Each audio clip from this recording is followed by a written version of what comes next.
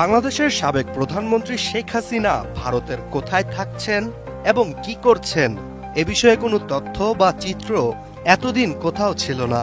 ভারতীয় সংবাদ মাধ্যম দ্য প্রিন্টের তথ্য অনুযায়ী দিল্লিতেই অবস্থান করছেন শেখ হাসিনা।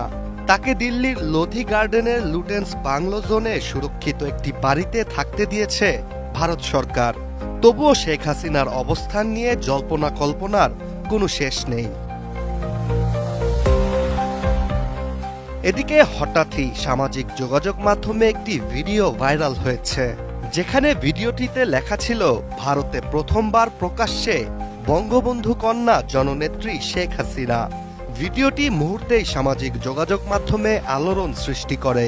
প্রশ্ন হচ্ছে, এতদিন নীরব থেকে হঠাৎ সামাজিক যোগাযোগ মাধ্যমেই নিজের উপস্থিতির জানান দিলেন কেন শেখ হাসিনা? ভাইরাল এই ঘটনার সত্যতা যাচাই করতে ভিডিওটি গভীরভাবে পর্যালোচনা করা হয়। এরপরই বেরিয়ে আসে চাঞ্চল্যকর তথ্য। ভাইরাল এই ভিডিও সামাজিক যোগাযোগ মাধ্যম ফেসবুকে এসকে সোহেল হায়দার নামের একটি অ্যাকাউন্ট থেকে ছাড়া হয়। এছাড়া ভিডিওটি বিশ্লেষণ ও নানাভাবে অনুসন্ধান করে দেখা যায়, এই ভিডিও সত্য হলেও প্রথমবার শেখ হাসিনা প্রকাশ্যে আসার খবরটি ভুয়া, কেননা এই ভিডিওটি অনেক পুরনো। ভিডিওটিতে শেখ হাসিনাকে একটি ভবন থেকে বের হতে দেখা যায়।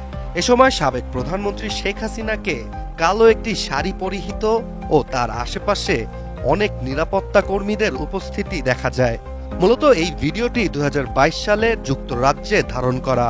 সে সময় যুক্তরাজ্যের রানী মারা গিয়েছিলেন, আর তাকে শেষবারের মতো বিদায় জানাতেই যুক্তরাজ্যে ছিলেন শেখ হাসিনা। ভিডিওটিতে আশেপাশের ভবন, চলাচল করা গাড়ি ভালোভাবে লক্ষ্য করলেই দেখা যায় স্থানটি যুক্তরাজ্য। এছাড়া সে সময় রানীর শেষকৃত্যে শেখ হাসিনার উপস্থিতি নিয়ে বাংলাদেশের অনেক গণমাধ্যমই প্রতিবেদন প্রকাশ করে, যা প্রমাণ করে ভাইরাল এই ভিডিওটি ভুয়া ও বিভ্রান্তিকর।